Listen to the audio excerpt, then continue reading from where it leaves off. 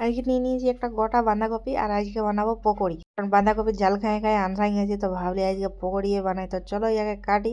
তো পুরাটা কাটি নাই, অর্ধেকটা কাটিছি, কারণ পুরাটা কাটলে শেষ করতে পারতেন নাই। তো এইখানে পেঁয়াজ, লঙ্কা আর বাঁধাকপি কাটে নিয়েছি। তো এগুলোকে জল দিয়ে ধুয়ে ভালো করে নিংড়ায় নিংড়ায় আর রাখিয়ে নিব। তো কত নিংড়ারি আর জল শেষ হয় নাই, তাই জন্য ইয়াকে একটুকু নুন মাখাই নিয়ে আর রাখিয়ে দেবো কিছুক্ষণ। তারপর দেখবে এটা কত জল বেরাবে।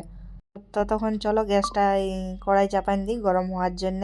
এখানে কড়াইটা গরম হয়ে গেছে, এরপর তেল দিয়ে দিব যতটা দরকার। আমি একটুকু বেশিয়ে দিয়েছি বলি অতক্ষণটা বানাতে পারবো না, এক দুবার ছাঁকলেই হয়ে যাবে।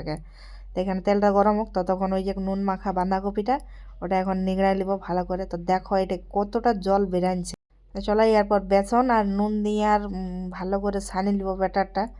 আর কোনো মশলা দিব না, কারণ মশলা দিলে আর টেস্টটা চেঞ্জ হয়ে যায়, তখন আর ভালো লাগে না।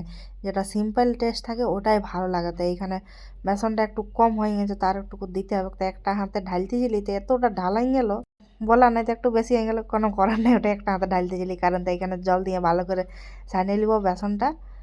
তো চলো এখানে আমার ছানাও হয়ে গেল। এরপর দেখি তেলটা কত দূর। তো তেলটা এত গরম হয়ে গেছিলো যে পুরা ধোঁয়া উঠছে। আমি দেরি করে দিলি ছানতে ছানতে।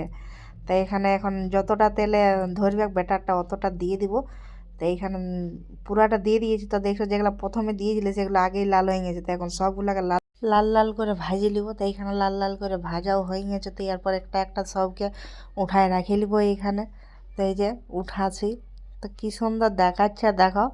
এত বড় গামলা নিয়ে নিয়েছি একটা রাখিবার জন্য। আরও সবগুলা উঠা হয়ে গেল। এরপর আরও ঘুরে একবার ছাড়ি দেবো, এবারে ছাড়লেই হয়ে যাবে, কারণ একটু তেলটা বেশি দিয়েছিলি।